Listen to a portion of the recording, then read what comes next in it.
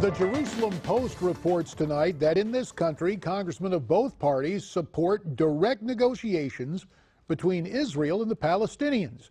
Those involved would prefer President Obama not take action through the United Nations concerning those ongoing tensions in the Middle East. In fact, the majority of House members believe negotiations between the Israelis and Palestinians can eventually lead to a sustainable two-state solution. We had the chance earlier today to sit down with someone who is well versed in the nature of this conflict. He's former Senate Majority Leader George Mitchell of Maine, who has served as special envoy for Middle East peace under President Obama. And Senator Mitchell is also the author of the new book, A Path to Peace, a brief history of Israeli-Palestinian negotiations and a way forward in the Middle East. We began our conversation with this question: what needs to be done and what obstacles are in the way? The obstacles remain many. They're serious, deep divisions and hostility between the parties, a long history of conflict, much death and destruction, high levels of mistrust. On the other hand, I believe that societies, like individuals, ultimately act in their self-interest. It is the basis of American policy that the self-interest of Israelis in achieving security for their people lies in the creation of a Palestinian state living side by side in peace, a sovereign, independent, non-militarized Palestinian state, and that for the Palestinians, they're not going to get it until the Israelis get security and vice versa. President George W. Bush articulated that very persuasively in a major speech to both sides in Jerusalem before he left office, and was part of his peace plan for the region. The two-state solution, which is the acronym for what I've just described, has been the object of a lot of effort. It has not been achieved, and as a result, there's much criticism of it, many suggestions that it's not feasible and there ought to be a better alternative.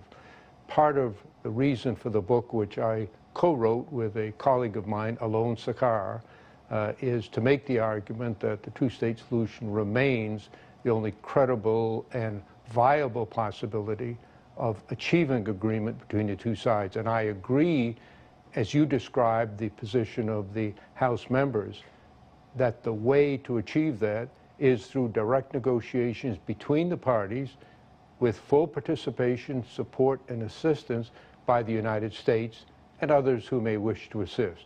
But the U.S. is and will be a central figure in what occurs not only in this conflict, but in the other conflicts raging in the Middle East as well.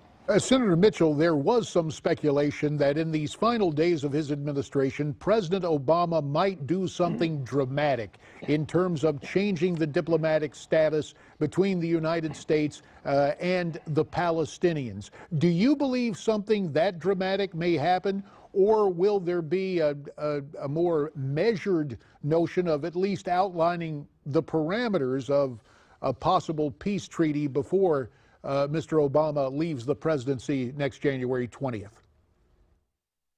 I urge that the president take the latter course of action, that he follow the precedent established by President Clinton and President George W. Bush, both of whom made statements regarding their assessment of the situation and their hope for the future. They were not binding on their successors, but each of them has achieved a status, in particular the Clinton statement, which goes by the name now of the Clinton parameters, which many people in the region and around the world look to as, at least in general terms, an outline of how this might be brought to a successful conclusion. I believe President Obama should provide his assessment of the situation in that context. I've not suggested that it go to or through the United Nations.